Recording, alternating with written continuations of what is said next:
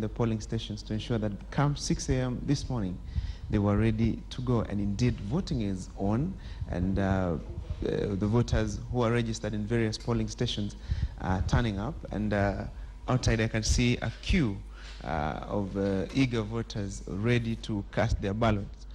The process so far, peaceful, no incidents reported, and following the same procedures of elections as outlined in the electoral regulations. And to take us through what's happening here, I'm joined by the Deputy Chief Electoral Officer, IEBC, Betty Sungura Nyabuto. I hope I got that right. Yes, you did. The process of voting, how is it so far? I'm sure you've been able to get in touch with all the polling, the presiding officers all over the constituency. How is the process so far? Yes, I'm proud to say that by 6 a.m. today, all the polling stations were opened right on time. All the presiding officers were ready with their party agents, with the international and domestic observers, with the clerks. So we are all good to go.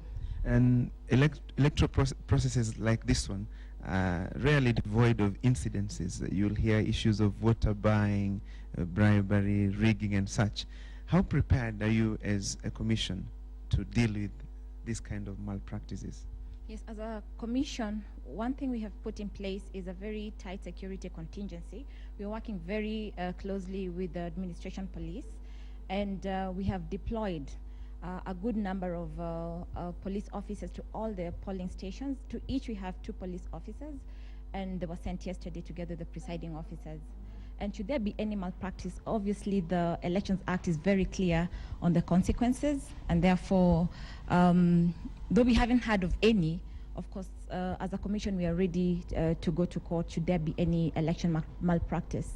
By-elections, the history of by-elections in this country is that the voter turnout is rarely good. And there's always the tendency of last-minute trash. People who will still be on the queue by 5 p.m., will they be allowed to vote? Yes, those who will be on the queue by 5 p.m. when it's closing time will be allowed to vote, but those who will be coming in after 5 will not be allowed to vote. I must say that by the time we open at 6 today, if I take Muguru, this particular polling station where we are at, the voter turnout was very impressive. Actually, before opening time, we had a very large voter turnout, and they were all looking very anxious. They did cast their vote, and if you look outside, we have a large number of voters still on the queue. So for that very chilly morning, I must say it was very impressive.